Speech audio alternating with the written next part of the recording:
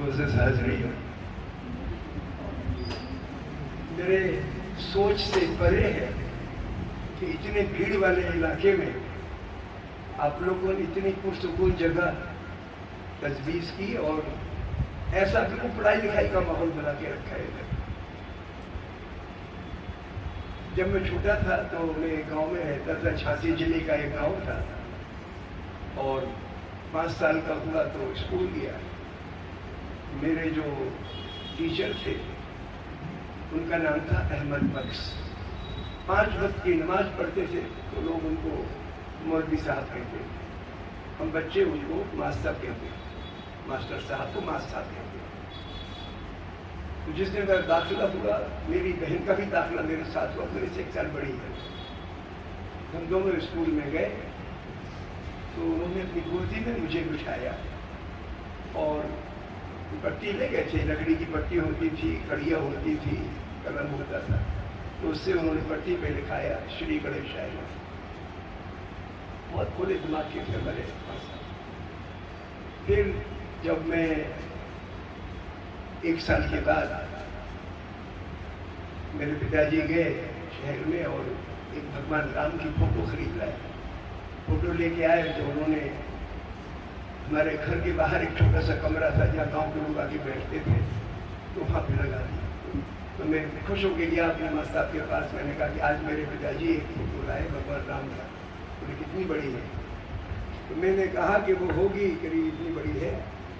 तो उनके पास लाल हरे सफ़ेद कागज़ थे, कैंची से काट काट के उन्होंने एक गजरा बनाया। ये बड़ी माला को गजरा कहते हैं हमारे यहाँ, और वो आके आए और पहना के चले गए। पिता का खून दौड़ता है, लेकिन हमारे दिमाग को हमारा उस्ताद बना।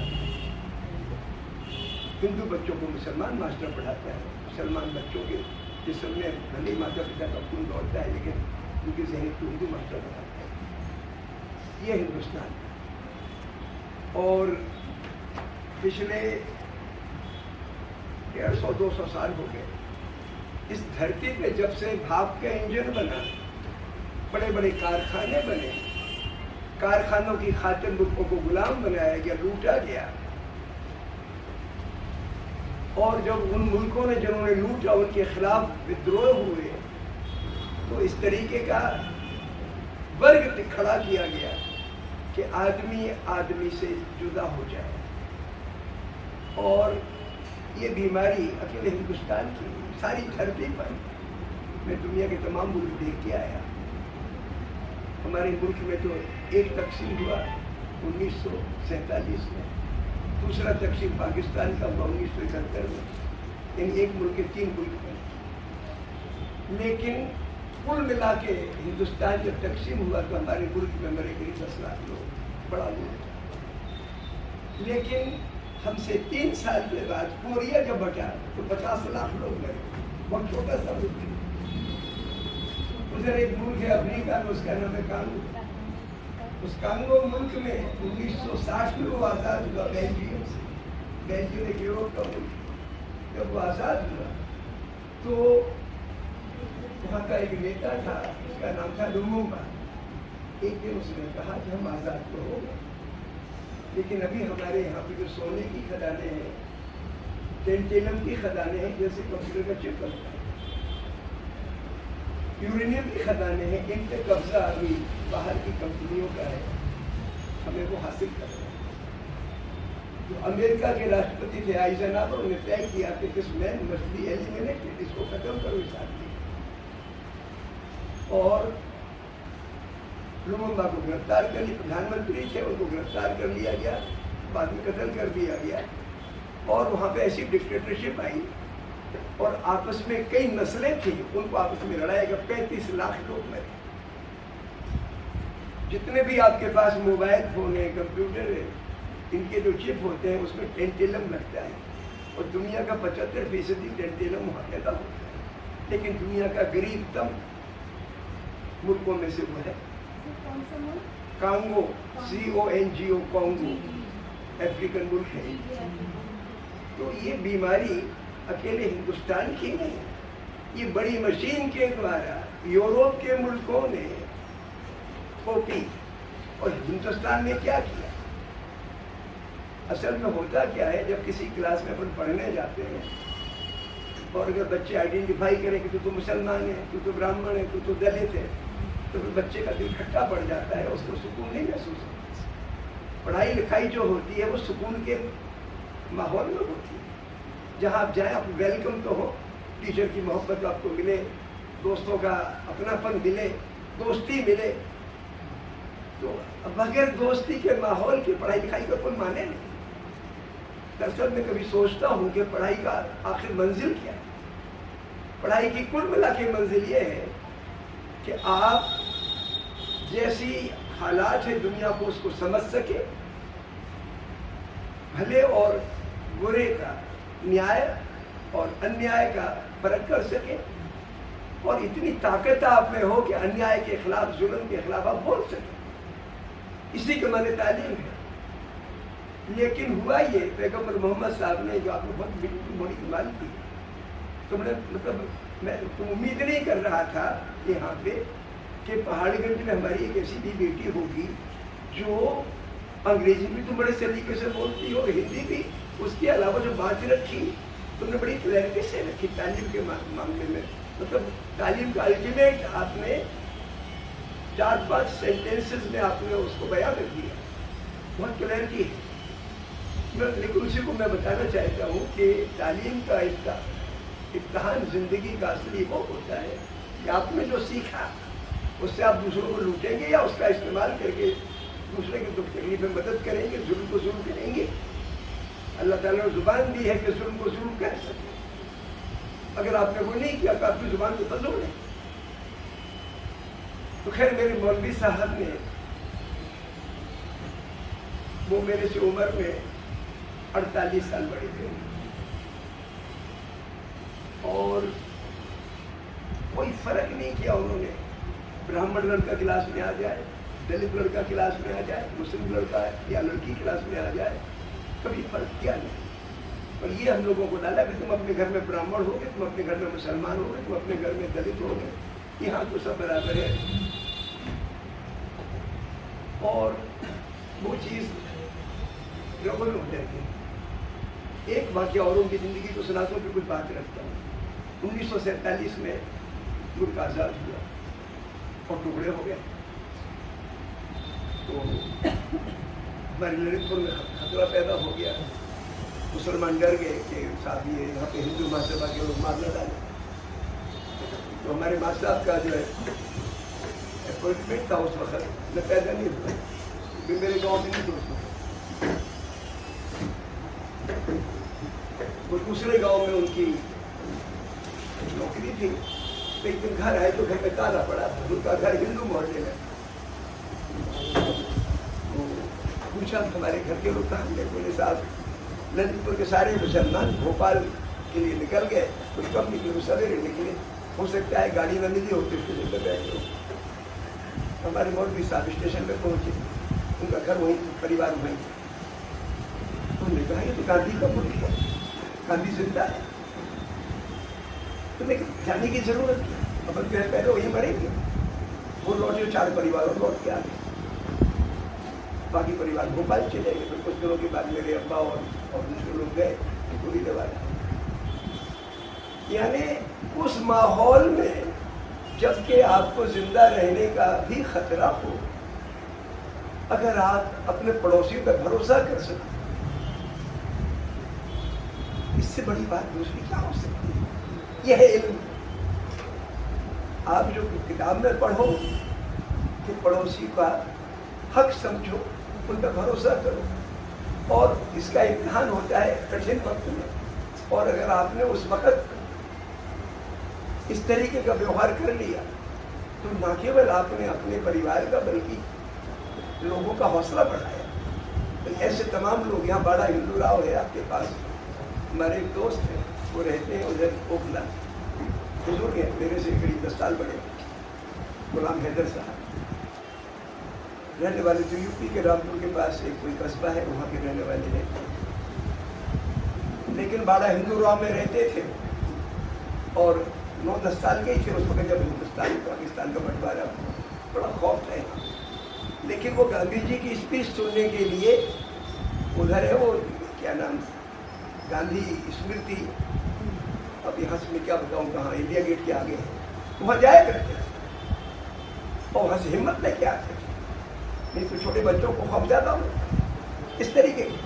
और आज भी उनके अंदर गांधी जिंदा है। तो हम लोगों ने एक बुरा वक्त देखा, अभी दूसरा बुरा वक्त चल रहा है।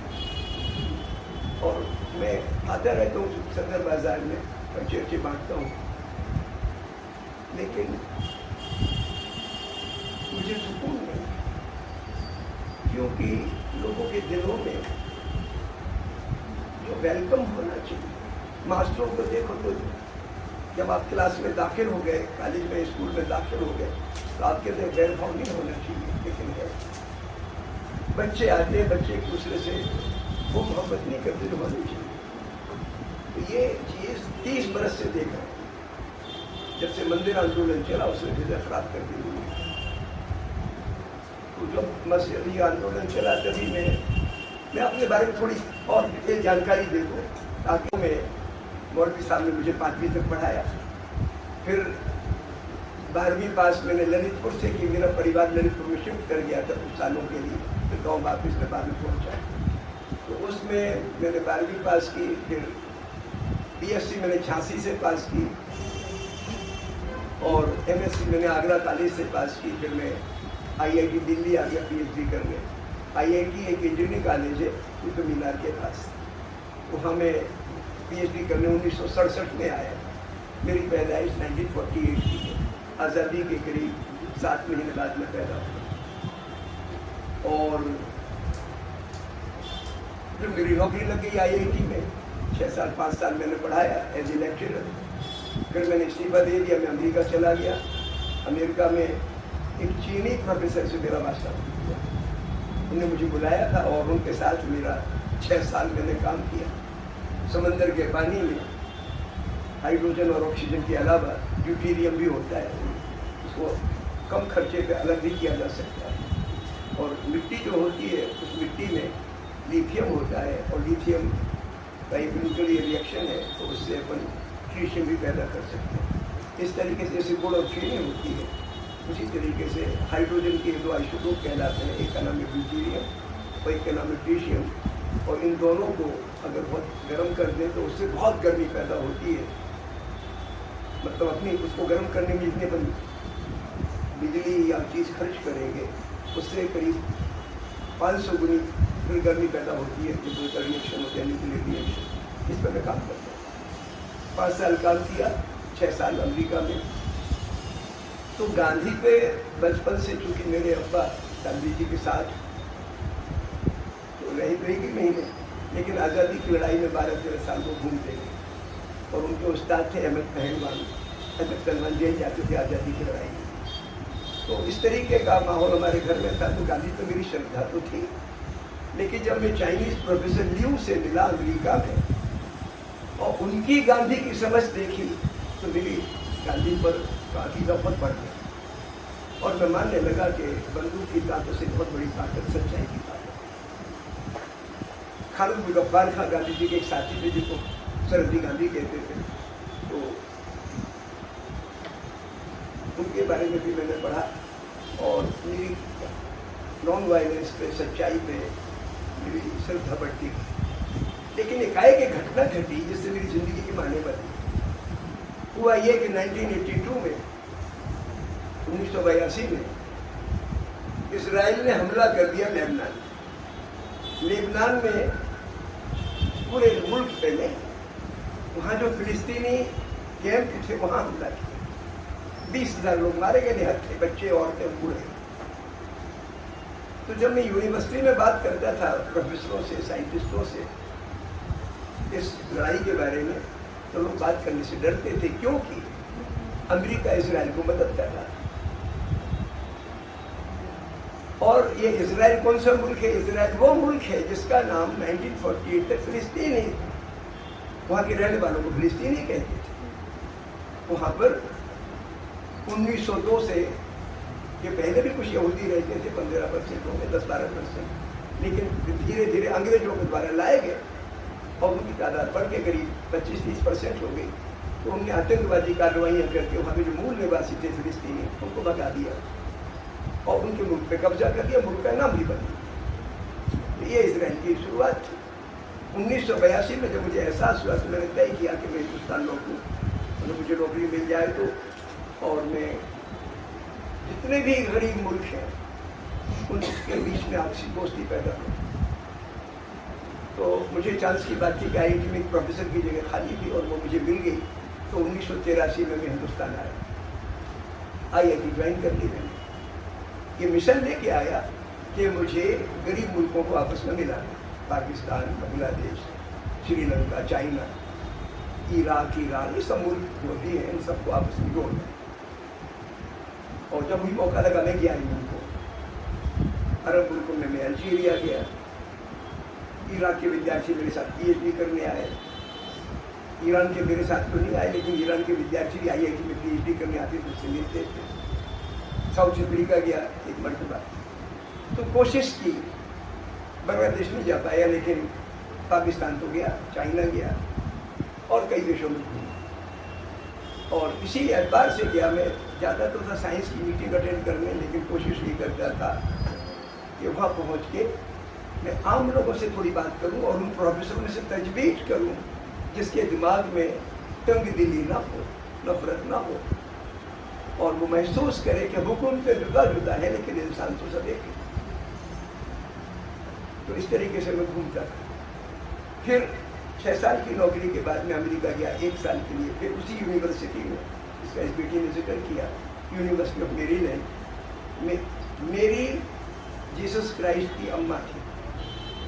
और अभी मैं 5-7 दिन पहले गया था विदिशा, एक मैंने तस्वीर देखी जब जीसस क्राइस्ट को सूली पर लटकाया गया और उनका इंतकाल हो गया, तो उनकी डेड बॉडी को अपनी गोदी में रखे हैं जीसस। वो एक स्कूल में मेरा लेक्चर था तो उसमें कमरे में तस्वीर लगी कि जीसस वो अम्मा है, वो हम सबकी अम्मा है, जीसस भी हम सबका है, मोहम्मद भी हम सबका है, ये जुदा जुदा नहीं, अल्लाह ताला ने सबको पैदा किया, हम सब उन्हीं के बच्चे हैं। तो खैर वो मैंने देखा तो वो, तो आप सोचो कि एक अम्मा के गोद में उसका बच्चे की लाश है, और बहुत मार्मिक तस्वीर थी वो जो मैंने देखी। खैर तो जहाँ तक इन सब मुल्कों में गया तो मैं घूमता था। 1989 में 1989 में मैं फिर 1 साल के लिए उन्हीं मेरी के नाम से जो यूनिवर्सिटी बनी है, यूनिवर्सिटी ऑफ मेरीलैंड, उसमें गया। तो मैं पहुंच तो गया वहाँ पे मई के महीने में, लेकिन अक्टूबर के महीने में खबर आई, न्यूयॉर्क टाइम्स से एक अखबार निकलता है कि बहुत बड़ा फसाद हुआ है भागलपुर में, बिहार में एक शहर भागलपुर, और उसमें 450 लोग मरे।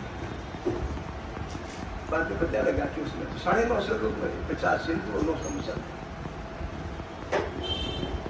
तो मैंने टिकट कटाया, मैं हिंदुस्तान आया 2-3 हफ्ते के लिए, मालूम करूँ माहौल कैसा है। यहाँ देखा गया तो राम का मंदिर बनाने के लिए एक नफरत आंदी चल रही, आंदोलन चलता है।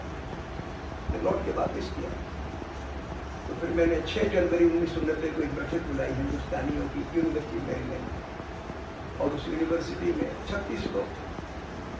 मैं सुनता रहा सबकी बातें, और फिर मैंने एक मशवरा दिया, हमने कहा कि ऐसा है कि देश में जो पैदा हुआ उसका हक हमारे में तो पूरी इज्जत और आज़ादी से, और ये जो आंधी चल रही है व्यापारी सबका चला रहा है, लेकिन संगठन है कई जो उसको लीड कर रहे हैं, प्रोफेसर मदद कर रहे हैं, बड़े बड़े वैज्ञानिक इसके साथ जुड़े हुए हैं, व्यापारी जुड़ा हुआ है। इस आंधी को रोकने के लिए कम से कम हम चुनिंदा लोग ही सही एक आवाज़ तो उठाएं कि गलत है। ये धार्मिक आंदोलन नफरत का आंदोलन, धर्म से नफरत को भी पास है।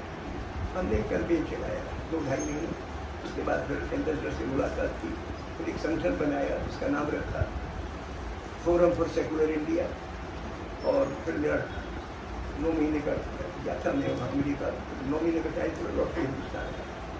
लेकिन वो अंग्रेजी में नाम मुझे जमा नहीं, तो उनका आम आदमी समझ ही नहीं पाएगा कि ये फोरम फॉर सेकुलर इंडिया के माने क्या। तो मैंने IIT में बैठक बुलाई, उसमें प्रोफेसर सुबेरी थे, जिन्होंने एक प्रोफेसर वो सदारत कर रहे थे। तो मैंने मशवरा रखा कि भाई हम लोगों ने एक संगठन बनाया है अमेरिका में हिंदुस्तानियों के बीच में, हम चाहते हैं कि वो संगठन सामने भी बने। बहुत सारे प्रोफेसर JNU के, जामिया के, दिल्ली यूनिवर्सिटी के भी आए हुए थे उस मीटिंग में।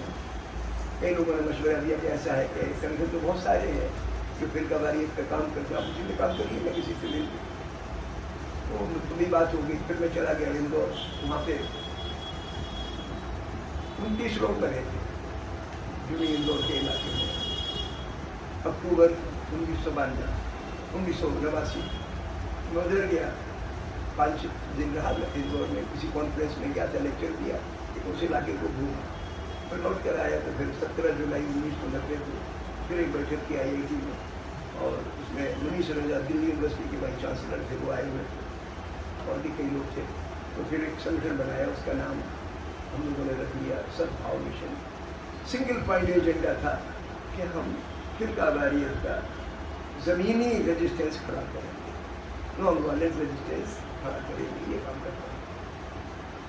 मेरी नौकरी चल रही थी तो 8 से 5 बजे IIT में रहना पड़ता था, लेकिन 5 बजे से लेकर रात के 9 बजे तक मैं खाली रहता था। और शनि इतवार का दिन भी हमारा खाली, छुट्टियाँ भी होती तो वो खाली। तो मैंने तय किया कि मैं पूरा वक्त इस काम में लगाऊंगा, छुट्टी का दो या खाली वक्त लेता है, मुझे लगा इस तरीके से मैं करता हूँ काम। लेकिन 32-33 साल हो गए, अभी तक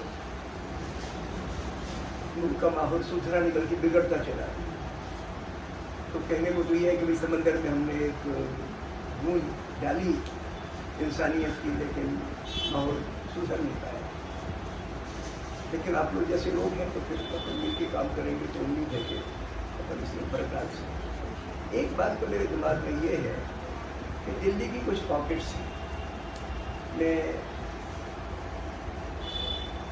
एक तो आप लोगों का इलाका है, एक हमारे IIT के पास में हौजरानी एक जगह है। तो हौजरानी में मैंने करीब 2 बरस 1990, 91 और 6 दिसंबर 1992 तक बच्चों को पढ़ाया। हम 2-3 लोग IIT से जाते थे और वहाँ पे पढ़ाते थे। हौजरानी जो है उसमें करीब 70% आबादी मुसलमानों की और 20% आबादी हिंदुओं की। तो मैं ऐसी तजवीज़ में था कि हाँ कुछ काम करूँ।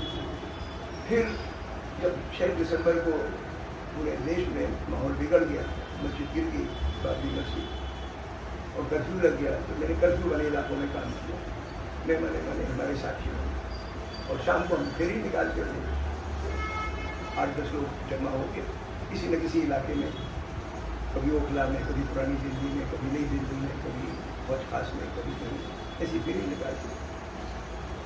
और फिर मैं दिल्ली से बाहर भी जहाँ जहाँ दंगे फसाद में हो गया, ये हमारी एक्टिविटी तक चली। लेकिन उससे क्या हुआ कि एक लड़का मजदूर था, मतलब वो बेल्ट बनाता था, ये बेल्ट होता है ना, वैसे बेल्ट बनाता था और बेचता था। उसका नाम था मोइनुद्दीन आज़म, रहता था वो घर गांधी जी की समाधि के पीछे जमुना पुष्टे। तो एक दिन हम लोग, ये 5 दिसंबर 1992 की बात है, बाबरी मस्जिद गिराए जाने का अंदेशा था, और हम लोग फास्ट कर रहे थे कि अल्लाह ताला हमें ताकत दे कि कल से जुनून की आंधी का खतरा है और हम फर्ज को निभा सकें। इसलिए वो सड़क से गुजरा और हमारे पास आया, वो हमारे इलाके में भी आई है। उनका बेटा अभी तो मुल्क का माहौल ठीक नहीं है, एक आध महीने बाद तुम्हारे यहाँ होगा। तो फिर मैं जब माहौल थोड़ा ठीक हुआ तो गया, तो वहाँ पे हम लोगों ने एकता पंचायत बनाई। एक हमारे साथी थे सत्य कुमार, वो वहाँ पे 12वीं पास थे, तो वहाँ पे रहने लगे। फिर कुछ दिनों के बाद एक लड़का आया, मोहम्मद शरीफ, वो अमेरिका में PhD कर रहे थे, और एक लड़की से उनकी शादी की बात तय हो गई, लेकिन किसी एक्सीडेंट में लड़की मर गई। तो उन्हें इरादा PhD भी छोड़ दिया, अमेरिका छोड़ दिया, हिंदुस्तान आए। रहने वाले तो बिहार के थे, लेकिन उनका दिमाग ये आ गया कि मुझे तो किसी गरीब बस्ती में जाके रहना है और खिदमत करनी है वहाँ।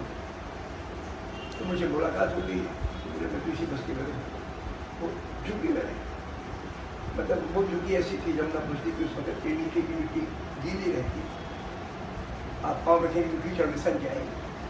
लेकिन कोई चारपाई खरीद ली थी तो कुछ पट्टी डाल दी थी, इडली डाल दी थी, इस तरीके से। यानी मच्छर भी बहुत ज़्यादा, लाइट का कोई भरोसा नहीं कितनी देर में आएगी, उसमें भी शरीर है। और सत्य कुमार गिरे। सत्य कुमार तो 2 साल रहे फिर चले गए, शरीफ 2004 तक रहे, तब तक रहे जब तक वो झूठी बसी कौन की सरकार। तो खैर इस तरीके का मेरा छोटा छोटा काम रहा। और आज मैं ये महसूस करता हूँ कि हमें 4-5 इस तरह पर काम करने की जरूरत है। मुझे तब इस 30-32 साल के पीरियड में तो सुकून वाली बात लगी, 2 लगी। एक तो शाहीन बाग की लड़कियों ने एक आंदोलन चलाया और एक किसानों ने आंदोलन चलाया। ये दोनों आंदोलन सरकार के खिलाफ, सरकार के कानूनों के खिलाफ। इसमें मैं आप लोगों के बाद दिमाग में एक बात डालना चाहता हूँ कि आप जब घर घर में बच्चों को पढ़ाने की बात करने जाओ तो एक बात और डाल कि कुरान शरीफ का अगर कोई मुझसे मोटा मोटा असूल पूछे, सिद्धांत पूछे कि क्या चीज़ है, सेंट्रल थीम क्या है, ये तो सभी है कि भाई अल्लाह ताला सबका एक है, अब हम सब एक है, तो मोटी बात है। इसके अलावा क्या है? इसके अलावा 2 चीज़ें हैं। पहली चीज़ कि आपके काम से अगर किसी को नुकसान पहुंचता है तो उसे तौबा करो, अब नहीं करो। गलती हो जाए तो उसका पछतावा करो। और दूसरा पैगाम मतलब वो जो पैगंबर मोहम्मद की जिंदगी से आया, जीसस क्राइस्ट की जिंदगी से आया, गांधी की जिंदगी से आया, पैगाम ये आपस में मत लड़ो, हुकूमत के गलत कायदों से लड़ो, गलत से लड़ो। पैगंबर मोहम्मद के को जो कुरान शरीफ नाजिल हुई और उनके कुरान शरीफ को मानने वालों पर जब जुल्म होने लगे तो उन्हें यही मशवरा दिया कि तुम जाओ हिजरत करके मदीना चले जाओ, खुद हिजरत करके चले। इतनी सब जीसस क्राइस्ट ने उसके पहले वो कहते थे कि अगर तुम्हारा कोई पड़ोसी तुम्हारे एक गाल पर थप्पड़ मारे तो दूसरा गाल कर। वही जीसस एक दिन चले गए एक चर्च में, तो चर्च में देखा कि एक मेज के ऊपर पैसों का ढेर लगा है। लोग आते हैं, पैसा चढ़ाते हैं, लेकिन वो पैसा जनता की भलाई में खर्च नहीं होगा, बल्कि या तो जो वहाँ का पादरी है उसके में उसका हिस्सा जाएगा या राजा के पास जाएगा। तो लूट की चीज़, राजा जनता की खिदमत थोड़ी करता है। तो उन्हें झटक दिया और उनको सजा मिली फांसी की। फांसी भी वो मतलब कि आपको खड़ा किया जाएगा, कीड़े ठोकी जाएगी, मारा जाएगा। तो ये 2 पैगाम मेरे लिए बड़े भारी कि आपस में नहीं लड़ना, हुकूमत के गलत कानूनों से लड़ना। ये गांधी ने मतलब आज के ज़माने में गांधी ने इस पर अमल किया। जब वो दक्षिण अफ्रीका गए तो गए तो एक मुकदमे के सिलसिले में से देखा कि यहाँ तो रंग भेद है, सरकार के कानून गोरे लोगों की अलग और हिंदुस्तानियों के लिए और काले लोगों के लिए अलग। तो गांधी जी उसके खिलाफ आवाज उठाई। किसी ने कहा कि आप हिंदुस्तानियों को लेके, मतलब वहाँ पे करीब 50% हिंदुस्तानी जो लोग थे उसमें मुसलमान थे, 50% हिंदू। और गांधी जी को तो एक मुसलमान थे, सेठ अब्दुल्ला ने बुलाया और मुकदमा चल रहा था सेठ अब्दुल्ला का। दूसरे भी वो भी मुसलमान थे, हिंदुस्तानी मुसलमान, उनसे मुकदमा चल रहा था। जब गांधी जी को गए और गाड़ी के डिब्बे से उनको फेंका गया तो उनके दिमाग में बात आ गई कि असली लड़ाई तो छोटे मोटे मुकदमाबाजी नहीं, असली लड़ाई तो सरकार के जुर्म से लड़नी और सेठ अब्दुल्ला को भी लड़नी और दूसरे हाजी साहब ने जिनका से झगड़ा था उनको भी लड़नी। उनको समझाया तो मुकदमा उन्होंने बगैर मुकदमा लेकर राजीनामा गिरा दिया दोनों का गांधी ने, और उनको फिर जेल गए सब। अजीब गांधी ने काम किया। उन्होंने कहा कि हमें आपस में हमारा किसी गोरे आदमी से बैर नहीं। कई लोग उनके साथ रहने भी लगे, गोरे लोग, कैलन बैग वगैरह, लेकिन गांधी ने कहा हमारा तो सरकार के गलत कानूनों से है, रंग भेदी कानून ठीक नहीं। और उन्हें उनके जो क्योंकि संपर्क उनका सबसे ज्यादा मुसलमानों से ही, उन्हें लीड किया। गांधी जी को जो सत्याग्रह की बात सूझी वो भी मोहम्मद का शरिया ने सूझाई। वो मुसलमान थे, 4वीं क्लास तक पढ़े। जब सरकार ने एक कानून बनाया 1906 में कि बाकी किसी को तो स्पेशल परमिट नहीं लेना पड़ेगा, जो हिंदुस्तानी लोग हैं इनको परमिट लेकर रहना पड़ेगा। परमिट की फीस भी होती थी और परमिट 24 घंटे साथ रखना पड़ता। गांधी जी ने कहा तो हमें भगाने की साजिश है, जैसे आजकल एनआरसी का तमाशा चलता है उस तरीके की बात थी। तो गांधी जी ने कहा तो कहा गलत। तो अब एक मीटिंग बुलाई उन्होंने, उस मीटिंग में मोहम्मद का शरीया गांधी जी ने अपनी आत्मकथा में दक्षिण अफ्रीका के सत्याग्रह का इतिहास जो किताब लिखी उसमें स्पेशल चैप्टर है मोहम्मद का शरीया लिखा के पढ़े लिखे तो ज़्यादा नहीं थे काशरिया, लेकिन बात के पक्के थे। और जब वो बोलने के लिए खड़े हो गए तो कहने लगे मैं अल्लाह की कसम खा के कहता हूँ कि मैं इस परमिट तो लूँगा नहीं, और अगर मुझे जो भी सजा मिलेगी मैं भुगत लूँगा। अल्लाह की कसम जब उन्होंने खा ली तो गांधी जी खड़े हो गए। ये छोटी मोटी बात नहीं, ये बड़ी बात है। भगवान की अल्लाह की जब कसम खाते हो तो किसको टिकना होता है, आप उसको टिको। और गांधी जी ने लिखा है कि जेल पर जाने की जब भी नौबत आई अच्छे में सबसे आगे रह पीछे हूँ। तो गांधी ने वो प्रयोग किया, फिर हिंदुस्तान आ गए गांधी जी। जब हिंदुस्तान आ गए तो फिर आज़ादी की लड़ाई में उन्होंने यही कहा कि हमारा किसी अंग्रेज से बैर नहीं, हमारा तो उनकी जो नीतियाँ बनती हैं उनसे बैर है, हम मिलकर लड़ना। आज़ादी के बाद 1947 से लेके 2019 तक हिंदुस्तान में तमाम जगह फसाद हुए, तमाम जगह उनको जलील किया गया। कोई रास्ता सूझा नहीं कि इस जलालत से कैसे निपटे। ख़ासतौर से 1989 के बाद से जब से ये मंदिर आंदोलन चला तब से लेके तो फिर बहुत ही फासला और दरार पैदा होगी और ऐसे लोगों की हुकूमत आने लगी, पहले राज्यों में आई फिर केंद्र में आ गई। उस सूरत में सरकार का एक कानून आया, ये आया 2019 के नवंबर के महीने। कानून ये आया कि पाकिस्तान, बांग्लादेश और अफगानिस्तान से जो लोग हिंदुस्तान आते हैं बगैर वीज़ा के, उनके हम 2 खांचे करेंगे, एक मुसलमान और दूसरा बाकी सब, यानी हिंदू, बौद्ध, सिख, पारसी वगैरह अलग टेबल बनाएंगे। जो मुसलमान हैं इनको हम कहेंगे घुसपैठिया, इन्फिल्ट्रेटर, और इनको या तो जेल जाएंगे ये या पाकिस्तान या इन देशों में वापस जाएंगे। और जो दूसरा खांचा इन लोगों को हम कहेंगे रिफ्यूजीज, शरणार्थी, और इन लोगों को 6 साल तक हम शरणार्थी का स्टेटस देंगे, 6 साल के बाद उनको नागरिकता देगा। ये खांचा बना। अब इसमें 2 खोट थे इस कानून में। पहला खोट तो ये था, मैं इसलिए क्योंकि आपको सबको पता होगा, लेकिन फिर भी मैं चाहता हूँ कि इस तरीके के कानून की अपन बारीकी से उनकी बारीकी में जाएं और समझ लें कि आखिर लड़कियों में लड़ाई क्या लड़ी, चाहे बाकी लड़कियों में।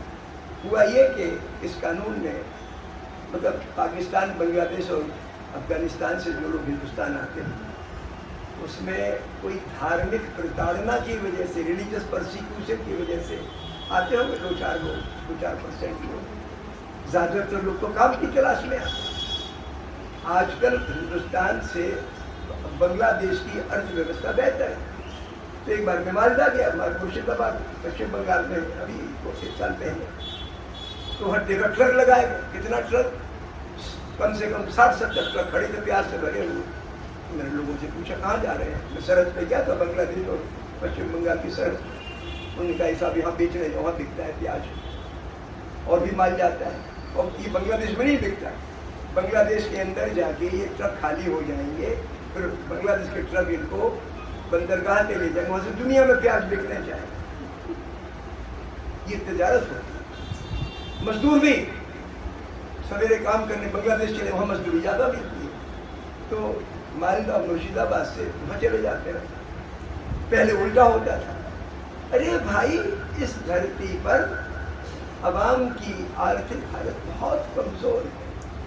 काम की तलाश में आसाम का मजदूर जाता है।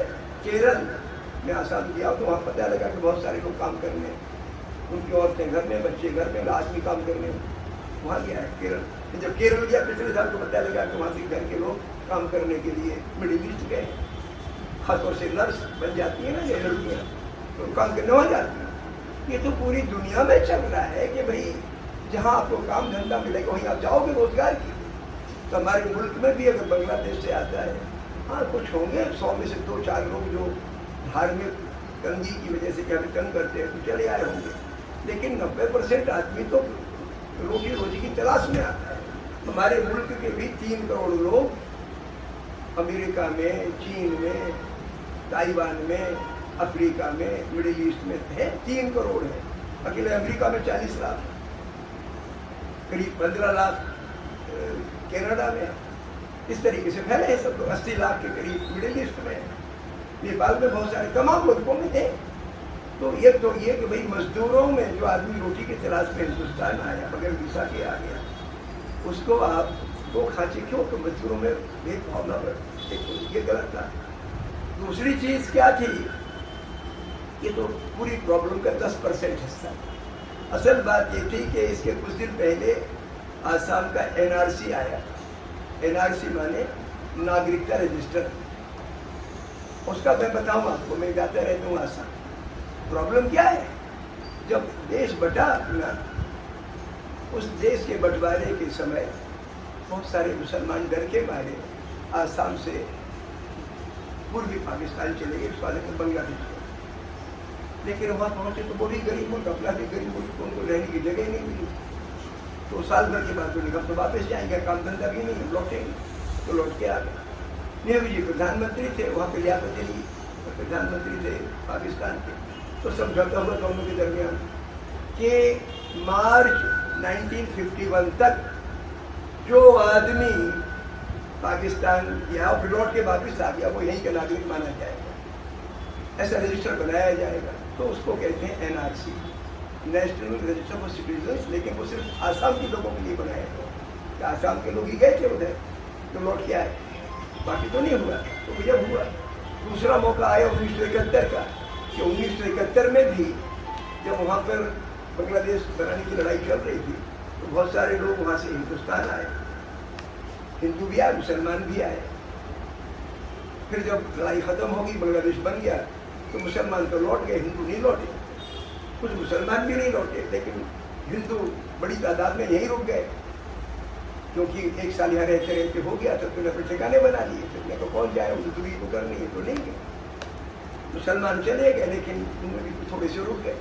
तो ये तय हुआ कि 1971 मार्च तक जो लोग हिंदुस्तान आ गए बांग्लादेश से, उनको यहाँ पर नागरिक बनाया जाए। तो ये कुल मिला के बाद आसाम के लोगों के लिए। लेकिन 2019 में सरकार ने जब ये CAA का कानून बनाया, उसी वक्त पूरे पार्लियामेंट में हर जगह चर्चा NRC की भी थी कि हम NRC लाएंगे पूरे देश भर में, और सबको साबित करना पड़ेगा कि तुम यहाँ के नागरिक हो। उसमें बहुत हार्ड सबूत मांगते थे, और वो देना बड़ा मुश्किल, क्योंकि 19 लाख लोग आसाम के NRC के लिए से बाहर रह गए थे। उसमें 5 लाख मुसलमान और करीब 14 लाख हिंदू। तो अब लगा कि ये हिंदुओं को तो शरणार्थी कह के नागरिकता दे देंगे, और मुसलमानों को जो 5 लाख उनको बेघर करेंगे। और पूरे देश में अगर लागू कर दिया तो करोड़ों लोगों की नागरिकता चली जाएगी, क्योंकि उसमें बर्थ सर्टिफिकेट अस्पताल का मांगते हैं, घर का तो मानते नहीं, या हाई स्कूल का सर्टिफिकेट चाहिए। हमारे देश में तो ज़्यादातर और लोग पढ़े लिखे नहीं हाई स्कूल तक, बच्चे भी ज़्यादातर घर में पैदा होते हैं। ये क्या बात है? तो इस तरीके से वो कानून गलत था। इस सूरत में शाहीनबाग की बुजुर्ग महिलाओं ने और लड़कियों ने आधी रात में एक दिन निकल के आगे सड़क पर बैठ गई, और गांधी जी ने जैसा आंदोलन 1930 में चलाया था, नमक सत्याग्रह का आंदोलन, उतने ही अहिंसक आंदोलन। उस समय गांधी जी के आंदोलन में 1 लाख लोग जेल गए थे, उसमें 17,000 औरतें थी। इस आंदोलन में करीब 22 या 24 जगह देश में यह आंदोलन चला, दिल्ली में 7 जगह चल रहा है आंदोलन। और मैं रांची के उसमें शरीक हुआ, शाहीन बाग वाले आंदोलन में। जो शाहीन बाग में चल रहा था उसमें हर हफ्ते में 2-3 बार जाते ही था, और कई जगह खजूरी में और कई जगह चला, उसमें भी शरीक हुआ।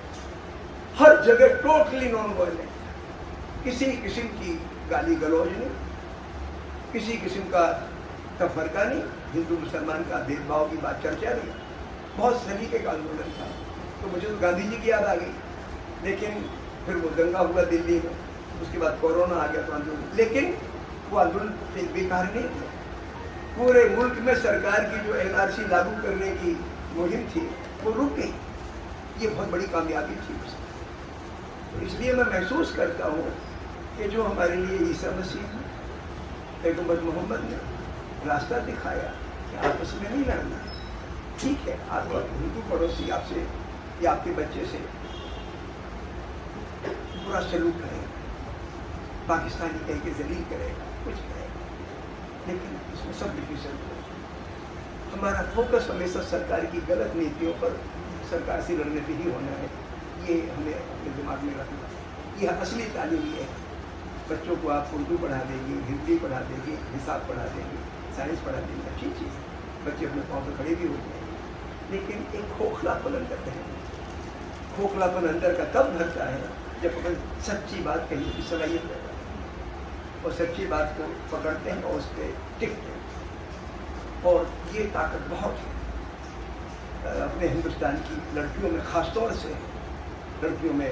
जुआ का ऐब नहीं है, शराब का ऐब नहीं है, घर गृहस्थी के झगड़े जो अपने को है वो कमजोरी भी है, उसको ठीक भी करना है। लेकिन जिस बात पर हमारे देश की लड़कियां या महिलाएं तय कर लेती हैं कि ये बात गलत है, उसको छोड़ भी देती हैं, और जिसको महसूस करती हैं कि ये सरकार की तरफ से गलती की जा रही है, उसके साथ खड़ी भी हो जाती है। एक तो मैंने उसका जिक्र किया। दूसरा आंदोलन, किसान आंदोलन। अब उसके लिए ऑलरेडी मैं आधा घंटे से करीब टाइम दे चुका और मैंने 40 मिनट बात रखने की बात कही, तो उसके बारे में मैं तफसील से बात नहीं करता। लेकिन एक बात बताऊँ कि उस आंदोलन में भी मैं कई बार गया, और मैंने जो किताब लिखी इसमें एक चैप्टर शाहीन बाग आंदोलन पे है, एक चैप्टर किसान आंदोलन पे। और किसानों में हमें सबसे बड़ा दोस्त आवाम का मिला।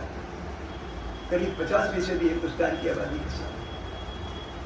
और इस आंदोलन में चाहे पंजाब के किसानों के बीच में मैं जाता था, चाहे वो जाटों के बीच में जाता था, मतलब यहाँ पे शाहजहाँपुर है एक हरियाणा, चाहे वो यहाँ पे जाता था, यूपी के वेस्ट यूपी के किसान आए थे, गाजीपुर बॉर्डर, हर जगह लिखा बिल्कुल मुसलमान नहीं होता। हर मंच से हर जगह किसानों में एक था कि हम सरकार हमें हिंदू मुसलमान को छोड़ी, हम टूटेंगे। ये चीज़ अभी हमारी पूंजी है, और एक बड़ी पूंजी जो मुस्लिम आवाम की है, जो शायद धरती में कहीं ना हो, जो है उनकी काम की ईमानदारी।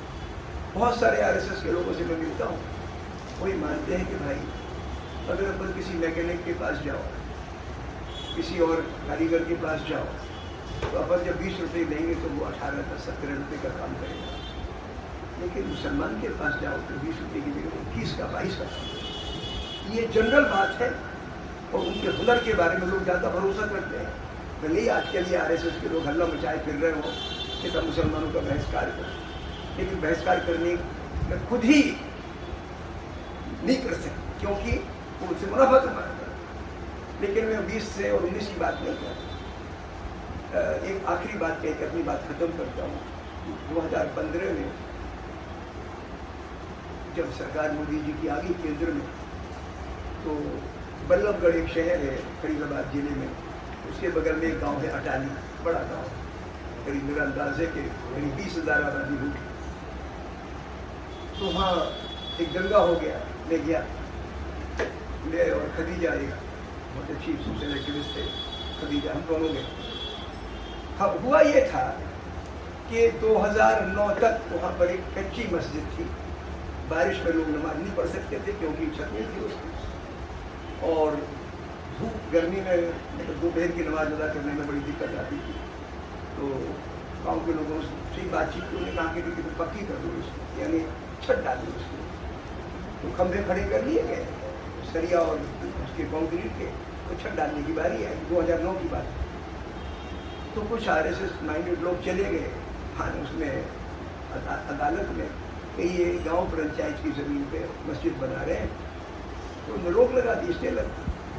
2015 में फैसला आया कि साहब वो तो ज़मीन मस्जिद की है और उनको बनाने का हक है। तो उन्होंने फिर कोई सरिया और लूड़ी वगैरह जमा की, सीमेंट वगैरह, और जिस दिन यानी अगले दिन उनको, जैसे कल बुधवार का दिन है, बुधवार को छत पड़नी थी, मंगल की रात में उन पर हमला कर दिया गया।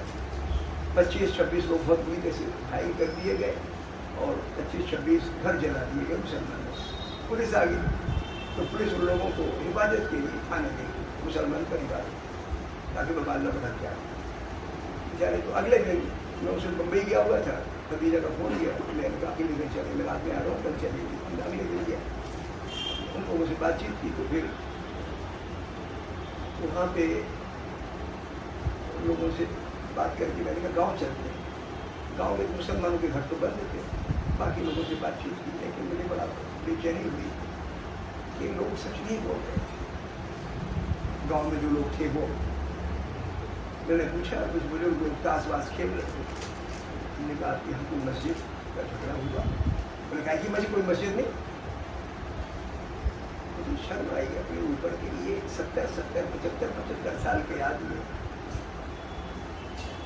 क्या बोल रहे हैं। फिर मैं आगे गया तो देखा कि मस्जिद का वो ढांचा देखा, मतलब खंबे खड़े हैं, सरिया पड़े और कह रहे हैं कि कुछ नहीं, रुक जाए।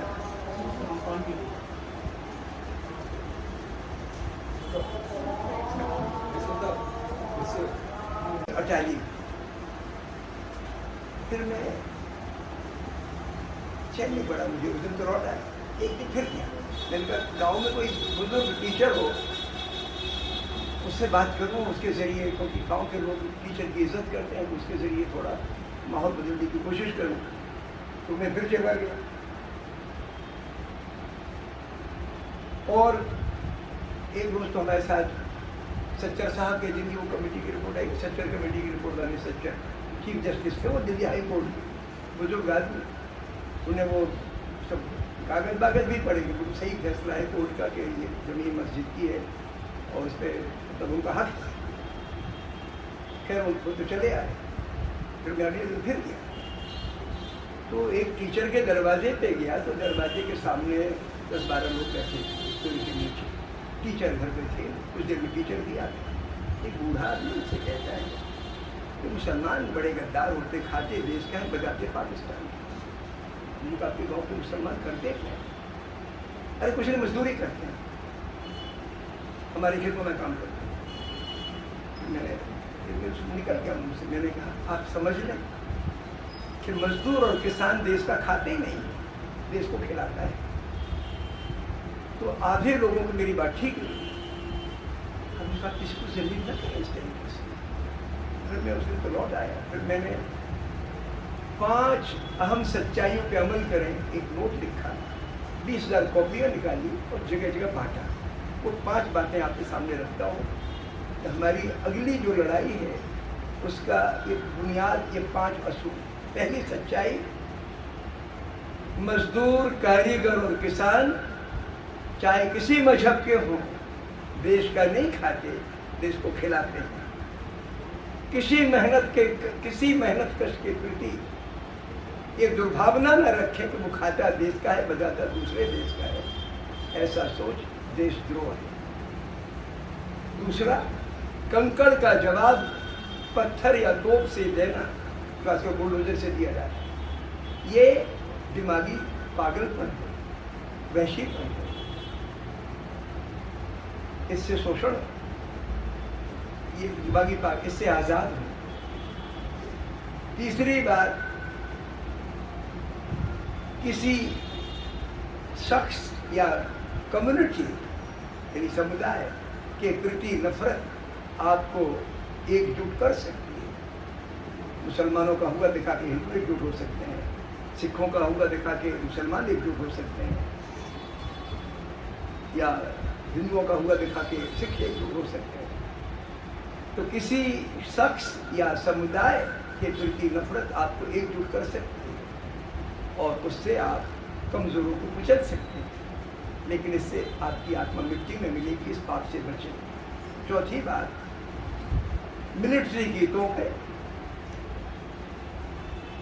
व्यापारियों की दौलत और पढ़े लिखे लोगों की अकल या विद्वत्ता आपकी ताकत नहीं। आपकी ताकत है आपकी रूह और उसकी खुराक है सच्चाई, दर्दमंदी और ईमान की रोटी। आखिरी बात ये थी, सारी धरती के अवाम एक है, सच्चे, सरल और ईमान की रोटी खाने वाले उनसे अपनापन महसूस करें। हर देश में हुकूमत एक अलग कैटेगरी के लोग हैं, अब हम बिल्कुल अलग हैं। एक आंकड़ा आपके सामने रखता हूँ, इस किताब में भी मैंने लिखा कि हमारे देश की औसत आमदनी इस वक्त 1.5 लाख रुपए प्रति व्यक्ति प्रति वर्ष। अगर 5 लोगों का परिवार है तो वो हो गई 7.5 लाख रुपए साल, यानी करीब 65,000 रुपये महीना। लेकिन देश के 80% 90% लोगों की आमदनी इससे कम है। किसानों की कितनी, इसमें मैंने आंकड़ा रखा है। किसानों की आमदनी, मजदूरों की आमदनी इससे 8 गुना कम, ये औसत। और हमारे हिंदुस्तान के मुसलमानों की सूरत क्या? आसाम में तो 94% मुसलमान बेजमीन मजदूर या छोटा किसान। जब मैं वहाँ NRC के सवाल पे जाता था, अब 1 साल से नहीं जा पाया, लेकिन जाता रहता हूँ, मैं लोगों को समझाता कि तुम बैर किससे कर रहे हो। एक मजदूर जब 400 रुपए का काम करता है तो उसको मजदूरी 200 या 150 रुपए मिलती है। बाकी पैसा उससे छिन जाता है, या तो व्यापारी के मुनाफा की शक्ल में या सरकार के टैक्स की शक्ल में चला जाता है, उससे छिन जाता है। इसलिए जो तबका देश को खिला रहा, अगर हमारे यहाँ मान लो बांग्लादेश से कोई आ गया रह रहा है, तो बांग्लादेश से आदमी आ रहा है तो वो तो बल्कि लोकल मजदूरी से भी कम पैसे में काम करता है, तो उसका तो शोषण और ज्यादा होता है। वो तो देश को बनाने वाला है। अमेरिका में क्या होता है? अमेरिका में भी मैक्सिको से या किसी और मुल्क से लोग आ जाते हैं बगैर वीजा के, तो पहले तो हल्ला मचाएंगे कि साहब उनको निकालना है, निकालना है, निकालना है। फिर कह देते हैं चलो भाई, अब तक जो आ गए उनको तो हम नागरिकता देते हैं, आइंदा नहीं आने देंगे। ये होता है। मजदूरों का वजूद धरती पर देश से बड़ा है। किसान का वजूद, इंसान का वजूद मुल्क की सरहदों से बड़ा है।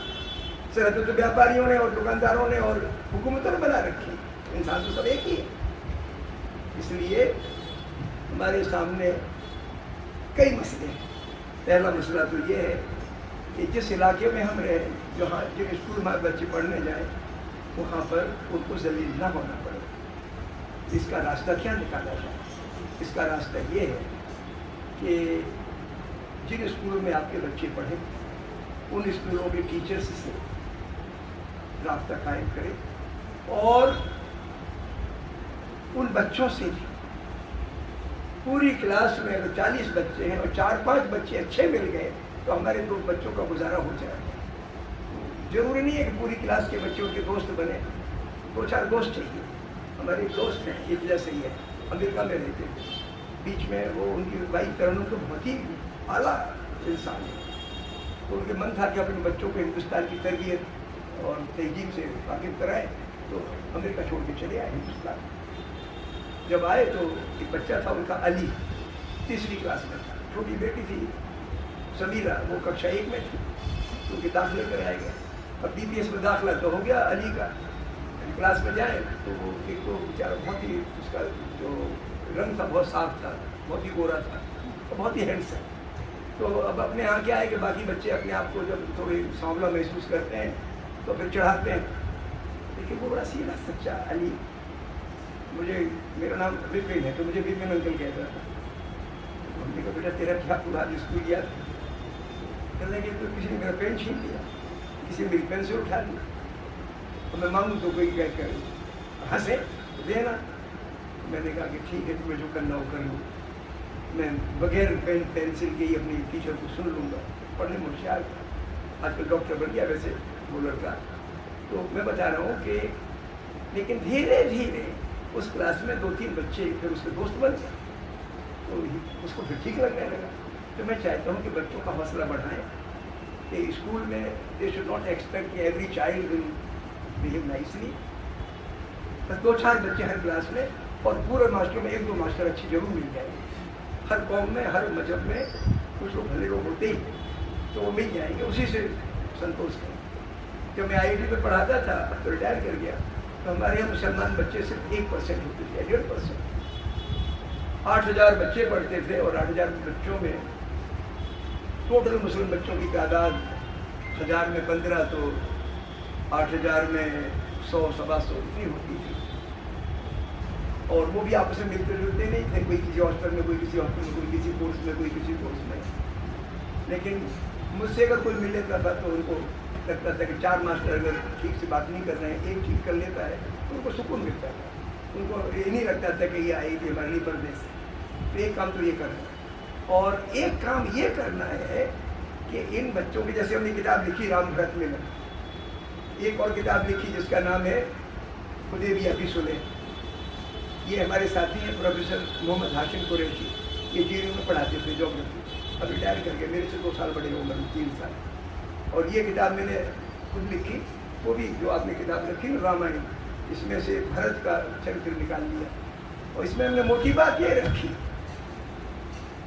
कि भरत से जब उनके टीचर ने कहा, राम जंगल चले गए, उनकी माँ ने वरदान मांग लिए थे। आप लोगों ने राम की कहानी सुनी है क्या? अच्छा, आपने देखी होगी। तो उसमें सार की बात जो मुझे सबसे अच्छी लगी रामायण में, मेरे बहनोई साहब का इंतकाल हो गया था 2 साल 1.5 साल पहले। मैं गया था उस दिन उनकी अर्थी में शरीक हुआ था, विदिशा है भोपाल के पास, वहाँ। तो पूरे दिन में जब उनको जला के आए तो घर में गम का माहौल था। मैंने अपनी बहन से कहा कि तेरे घर में रामायण रखी, निकाल। और मैंने कहा कि इसमें जो भरत का प्रसंग है इसको पढ़ा जाए 13वीं दिन तक। तो लोग रोज 1 घंटे पढ़ते हैं। सार की बात क्या है, जब अपने अब्बा को जला के भरत आए तो उन्होंने गांव भर की बैठक बुलाई। उनके टीचर भी आए, उनकी 3 माताएं थी, कौशल्या की कई और सुमित्रा, वो भी शरीक हुए, मंत्री भी सब थे, पब्लिक के लोग भी। तो गुरु बोले कि देखिए, मरना जीना और नफा नुकसान तो अल्लाह ताला के भगवान के हाथ में है, इसलिए किसी को दोष मत दो। यानी भरत से कह रहे हैं कि तुम अपनी माँ को इस पूरी कसूरवार मत ठहराओ और तुम राज करो। तुम्हारे पिताजी बहुत अच्छे थे और बहुत में आत्मा से चाहते थे कि तुम राजा बनो, तुम राजा बनो। कौशल्या बोली, बेटा तू बोलता तो कम है, लेकिन मैं तुझे मैं जानती हूँ कि तू बहुत गुणवान है, वीर है, तू चला लेकर आज चला। मंत्रियों ने कहा कि ऐसी करें। भरत खड़े हो गए, बोले राज ना तो मेरा ना मेरे खानदान का, ये तो अल्लाह ताला का, भगवान का है। जो काबिल है यानी जनता का है, जो काबिल है उसको बनाओ। विद्रोह कर गए, माँ से माँ को छोड़ दिया। मोहम्मद साहब का क्या है इसमें? हुदैबिया के बारे में जब उनको हिजरत की 5 साल हो गए, तो एक दिन में ख्याल आया कि हम चल के परिक्रमा कर लें, तवाफ कर लें काबा। तो 1400-1500 लोगों के लेके पहुंचे हुए, लेकिन मक्का पहुंचने के पहले एक छोटी सी जगह बढ़ के हुदैबिया वहाँ रुक गए। वहाँ से अपने एक साथी को भेजा कि जाओ कह दो कुरैशों के जो सरदार हैं, सूफियान वगैरह, कि हम किसी बुरी नीयत से नहीं आए, हम उसे तवाफ करने आए, तो उन्होंने लौट जाए। लेकिन वो माने नहीं। अब आप सोचो, 300 मील का फासला मदीना से मक्का, हवाई जहाज तो चलते नहीं, ट्रेन या बसें नहीं चलती थी, पैदल ही आए होंगे, थोड़ी बहुत घोड़े वोड़े में बैठ के आए होंगे, ज़्यादा तो पैदल आए 1500 लोग। तो आने में उनको कम से कम 20 दिन लगे होंगे। और आदमी जब किसी धार्मिक उस पर जाता है ना, तो सोच के जाता है कि भाई करके ही आएंगे, तो कोई लौटने को तैयार नहीं। लेकिन उनका तो झगड़ा नहीं चाहते, सबको वापस लौटा के लेकर सुलह कर ली। कई लोगों ने एतराज़ किया कि क्या किया, लेकिन क्योंकि सब उनका एहतराम करते थे, इज्जत करते थे, तो लौट गए। असर क्या पड़ा? असर ये पड़ा कि मक्का के लोगों ने अपने आप मोहम्मद साहब को अपना उस्ताद मान लिया, इस्लाम कबूल कर लिया। अगली बार जब वो आए तो उनकी बूंद नहीं गिरी। ये सब्र का असर होता है। तो इसके लिए हमने 2 किताबें रखी। मैं चाहता हूँ कि अगर आप एक बार इस पर गौर करना, अगर ठीक लगे तो इन किताबों को अपन यहाँ के दायरे में फैलाएं और ऐसी चर्चा करें, इस्लाम की चर्चा करें मुसलमानों हिंदुओं के दरमियान, और हिंदुओं के धर्म की चर्चा करें मुसलमानों के बीच में, और कंपोजिट गैदरिंग्स अपन करें। ठीक है, आपको नमाज पढ़नी, आप नमाज पढ़ लें, उनको पूजा करें, पूजा कर लें, अपनी अपनी जगह करें, लेकिन महीने 2 महीने में ऐसी कोई गैदरिंग तो हो कि जिसमें भली 80 औरतें या आदमी मुसलमान हो तो 20 हिंदू भी हो, एंड वाइस वर्सा, एक माहौल बदले गया। और ख़ासतौर से अगर पढ़ने लिखने वाले बच्चों को इकट्ठा कर लिया तो जो उनके दिमाग में फितूर है वो फितूर निकल जाए। मैं चाहता हूँ कि इस तरीके की कोई तजवीज़ आप लोग सोचिए। कभी कभी अगर आप चाहें तो साइंस वगैरह पे अगर लेक्चर कराना चाहें, अपनी लाइब्रेरी है, जगह काफ़ी है यहाँ पे, और अगर कुर्सियाँ हटा दें तो ज़मीन में तो बैठ जाएंगे 50-60 लोग। तो अगर मुझसे कभी लेक्चर देने को कहेंगे तो मैं कभी आ जाऊँगा।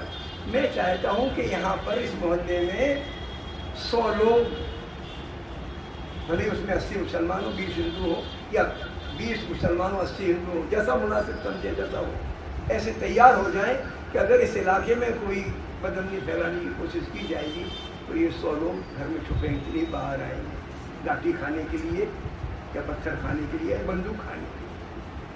मुझे इस बात का एहसास हुआ जब ये नॉर्थ ईस्ट दिल्ली में जाफराबाद के इलाके में वो है ना, मुस्तफाबाद वगैरह, वहाँ फसाद हुआ 2020।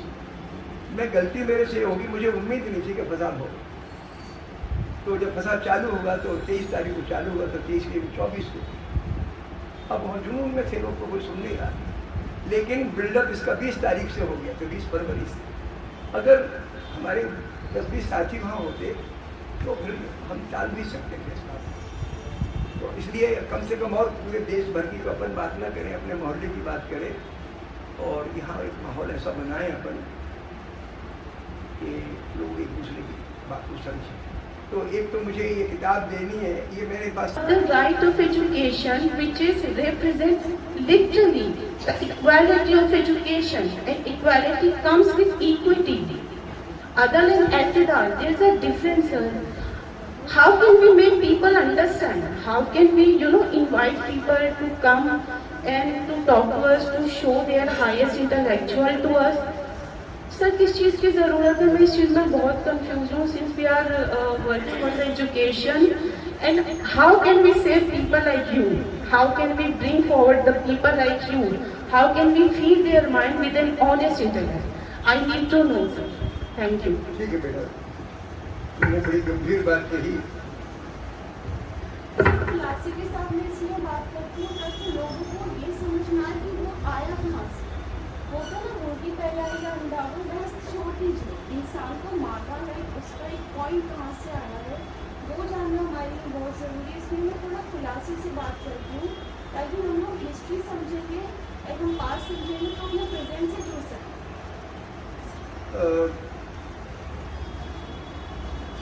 बीमारी जरा समझ लें मसला क्या है।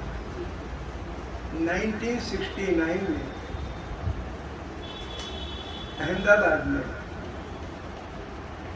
कपड़े के कारखाने थे। कपड़े के कारखाने वालों ने सोचा कि हमारे लिए नई मशीनें लानी है जिसमें आदमी कम लगेंगे और पैदावार ज़्यादा हो, मुनाफा ज़्यादा हो।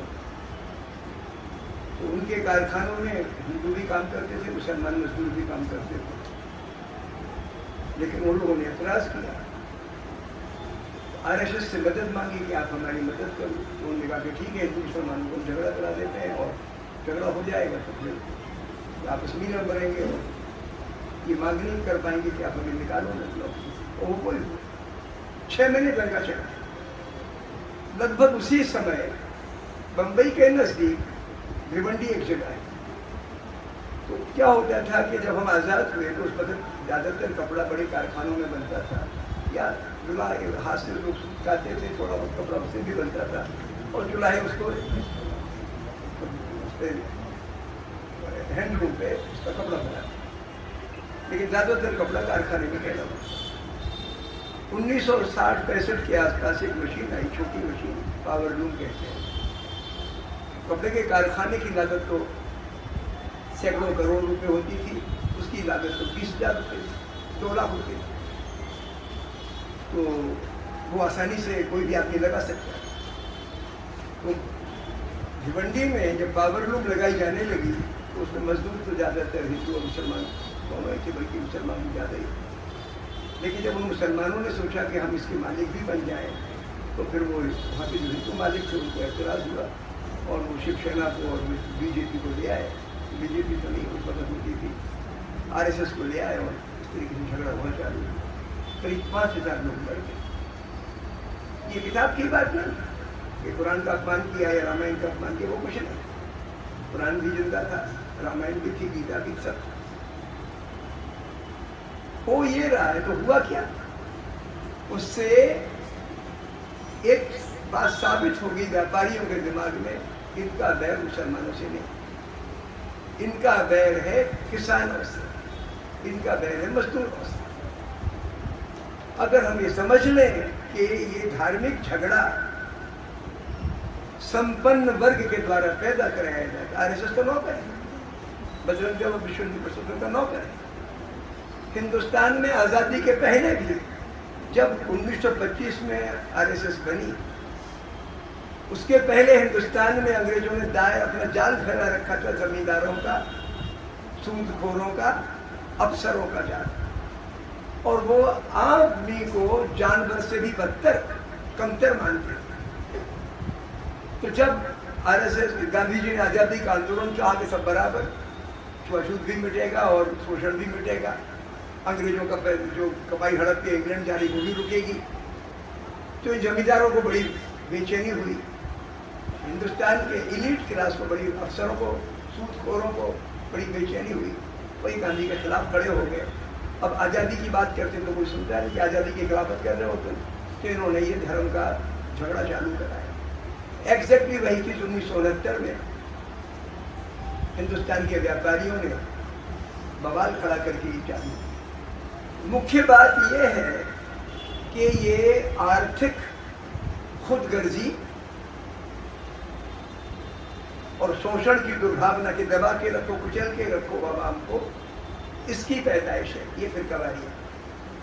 अगर हम अपने बच्चों को इस सच्चाई से वाकिफ करा दें, भूल जाओ हिंदू बच्चों, अगर मुस्लिम बच्चे में हौसला आ जाए, हमें काम हमारा ये है कि हमारे बच्चों में हौसला पैदा हो, अपने आप को जलील महसूस न करें, हीनता की भावना पैदा न करें। हम इतना ही करते हैं। मैं IIT में जब PhD कर रहा था, गांधी जी की 100वीं सालगिरह आई 1969। IIT में ज्यादातर बच्चे जो आते थे वो RSS से जुड़े हुए, शाखा तो नहीं लगती थी, लेकिन उसी विचारधारा। नाथूराम गॉडसे ने गांधी को कत्ल करने के बाद कचहरी में जो बयान दिया, उसकी कॉपियां बढ़ती थी हॉस्टल से। मुसलमान तो कोई था नहीं, होंगे पूरे हॉस्टल में 200 बच्चे होंगे तो 200 में 4-5 मुसलमान होंगे, उनकी टारगेट नहीं। मुझे मेरा बड़ी बेचैनी होती थी, ऐसा नहीं जैसे उस पर किसी ने हमला किया। गांधी पे कोई हमला करता था, उसके हत्यारे को ग्लोरीफाई करता था, तो मुझे तकलीफ होती। तो वो बात लेना ये रियलाइज कि ये तो इलीट क्लास का, इनको धर्म से कोई लेना देना नहीं। और इनको आप कुरान शरीफ देंगे तो पढ़ेंगे, गीता दे देंगे तो पढ़ेंगे नहीं। इनको तो सिर्फ दिखाना है कि मेरे पास रामायण, और रामायण बड़ी है कुरान शरीफ से। किसी कट्टरपंथी मुसलमान को लगेगा कि कुरान शरीफ बड़ी है रामायण से, वो आपको अपना बड़ापन जताना, उसको ये कोई मतलब नहीं। ये जिंदगी जीने की चीज़ है। आप कुरान शरीफ की 4 आयतें भी सीख लो, वो आपकी जिंदगी में उतर जाए तो समझ लो आपने पूरा सबक सीख। मतलब ये चीज़ समझने के लिए मैं जा रहा था वहाँ पे ओखला में, तो ओखला में एक ऑटो पे लिखा था, हदीस का एक वाक्य लिखा था, मजदूर का पसीना सूखने से पहले उसकी मजदूरी का भुगतान करता। ये पूरा यानी इंसानियत का सार है उसका। और ये चीज़ के खिलाफ भी फिर कबायत खड़ी हुई है। उनको मजदूर बर्दाश्त नहीं है, इंसान की इंसान से बराबरी बर्दाश्त है, उसकी आज़ादी बर्दाश्त है। ये जुर्म है। और हमें अपने बच्चों में मेल जोल हो जाए क्लास में, ठीक है, वो मैं चाहता हूँ कि वातावरण उनको वेलकम लगे कि भाई हम क्लास में जाते हैं तो हमारा टीचर हमें मोहब्बत से, जैसे हमारे मौलवी सब गोद में बिठा के हम पढ़ाते थे, गोद में ना बढ़ा सको तो कम से कम जो कार हो तो हमारा, यही हम चाहते हैं। ज़्यादा तो कौन एक्सपर्ट है, लेकिन अगर बच्चों का कोई एक भी ना मिले तो उनके अंदर ये हौसला पैदा कर दे कि ये जो सारी की सारी चीज़ चल रही है, ये खुदगर्जी, धौंस जमाना, ये दबा के रखो कुचल के, इससे चली, ये तो इंसानियत नहीं है। इसी बात को हमें ठिकाने की ज़रूरत है। आई थिंक उस बात पर अगर हम टिकेंगे तो हम पार पा जाएंगे। वैसे भी अगले वर्ष शायद उखड़ भी जाएंगे, काफ़ी होंगे। RSS के लिए एंटी गांधी होना जरूरी है, क्या ऐसा है? वो बिल्कुल सही है बेटे। गांधी इसी साम्राज्यवाद के खिलाफ गांधी था। गांधी का जो हिंदू मुसलमान एकता पे फोकस था राइट फ्रॉम 1916, बल्कि 1916 क्या 1893 में गांधी दक्षिण अफ्रीका गए, और वो भी सेठ अब्दुल्ला के वकील बन के गए एक मुकदमा के सिलसिले में, तो उनके ताल्लुकात तो तभी से थे। और वहाँ पे जो सत्याग्रह चलाया और 10,000 लोग जेल गए, उसमें आधे मुसलमान जेल गए। तो गांधी था तो जब लौट कर आए तो उनके दिमाग में तो भरा ही हुआ था कि हिंदुस्तान हिंदू मुसलमान दोनों है, और कोई कल्चर ऐसा नहीं कि साहब ये गंगा जमुनी तहजीब, वो तो हल्की चीज़ है। मैं तो ये कहता हूँ कि अगर हिंदू किसान अनाज पैदा नहीं करे तो मुसलमान खाएगा क्या, और मुसलमान कपड़ा पैदा नहीं करेगा तो हिंदू पहनेगा क्या। हिंदू मुसलमान, हिंदू टीचर नहीं पढ़ाएगा तो मुसलमान पढ़ नहीं सकता, मुसलमान टीचर ने पढ़ाया तो हिंदू पढ़ा। ये चीज़ हमारी इतनी गुथी हुई है, सदियों से गुथी है। ये तो हम एक ही है, जुदा जुदा नहीं है। वो तो एक ब्राह्मण घर में पैदा हो गया तो नाम त्रिपाठी पड़ गया, सैयद घर में पैदा हो गया तो नाम कुछ अली पड़ गया या कुछ और पड़ गया। ये तो या कोई फर्क नहीं है, सब एक ही है। सवाल बस इतना है कि एंटी गांधी होना क्यों जरूरी है इसके लिए? एंटी गांधी होना क्योंकि एंटी मुस्लिम जो टिकी है चीज़, और गांधी एंटी मुस्लिम के खिलाफ ही मर गया, इसलिए गांधी की तो उनका तो गांधी के बगैर, गांधी को गाली दिए बगैर काम चलता नहीं। मोदी जी भी बांटते थे पर्ची, जब प्रधानमंत्री जब शर्म के मारे नहीं कह पाते हैं कि हम गांधी के खिलाफ हैं, लेकिन सारे के सारे गांधी के दुश्मनों को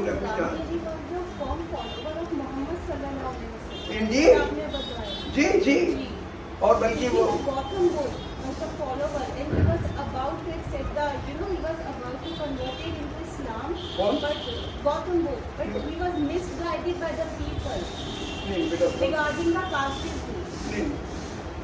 गौतम बुद्ध तो बहुत पहले पैदा हुए थे। नहीं सर, मैं जो हिस्ट्री पढ़ी उसके हिसाब से, बट मुझे लगता है कि Gandhi ji was the follower of Muhammad सल्लल्लाहु अलैहि वसल्लम। जी जी जी।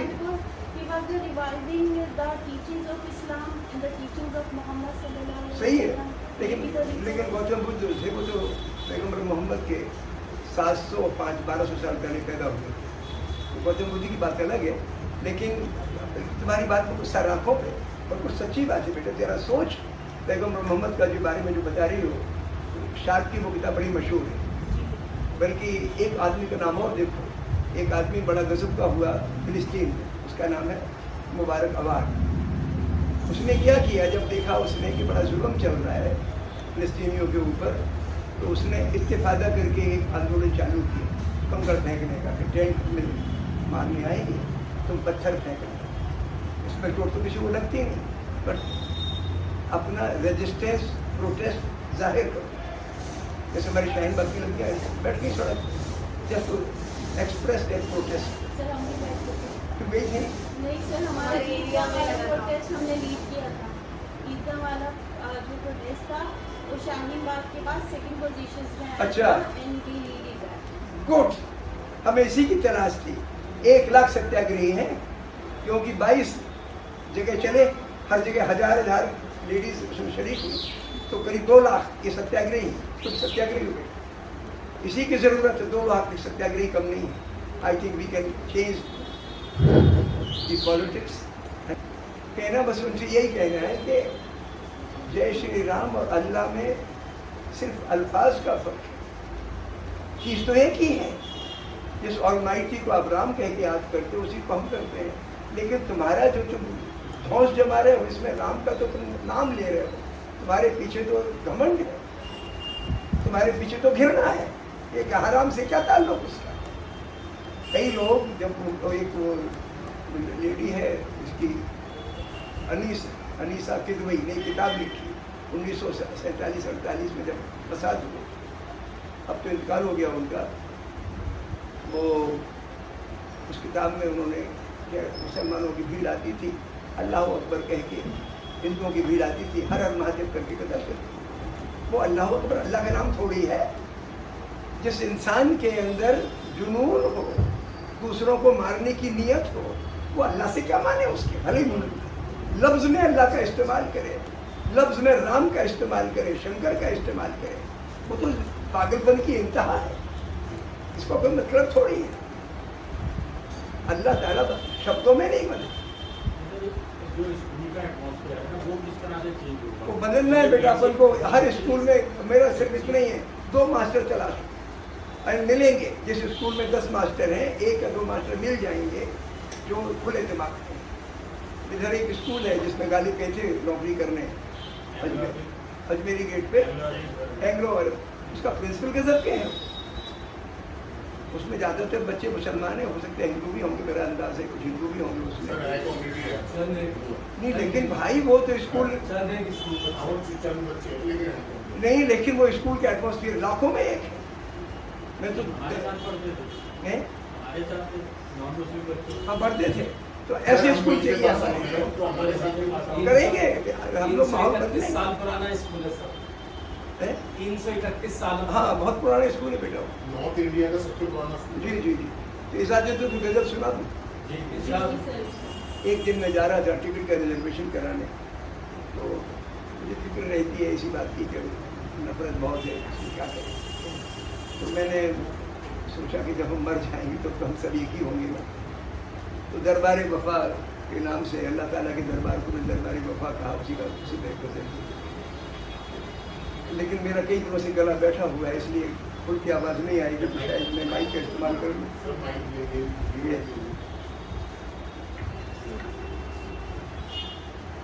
दरबार वफा में जब एक दिन सब लोग बुलाए जाएंगे, मंजर हो क्या मंजर होगा, सब भेद भुलाए जाएंगे। हिंदू मुस्लिम लड़की लड़के, ऊंचे नीचे काले गोरे, छोटी टोपी पगड़ी वाले, एक पात बिठाए जाएंगे।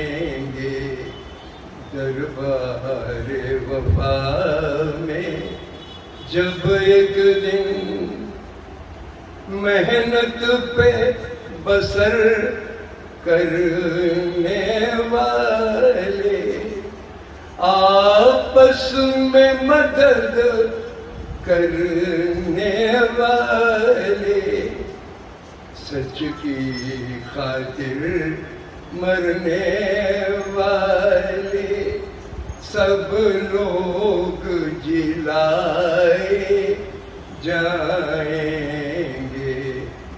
दरबार वफा में जब एक दिन दौलत का जिनको लोभ नहीं, तोपों का जिनको खौफ नहीं, रंजिश से परे रहने वाले, हाथों पे उठाए जाएंगे। दरबार वफा में जब एक दिन, आखिरी शेर है, अल्लाह ब्रह्म शिव राम कृष्ण दुर्गा का होगा एक अक्स, पैगंबर सारे धर्मों के एक साथ दिखाए जाएंगे। दरबार वफा में जब एक दिन,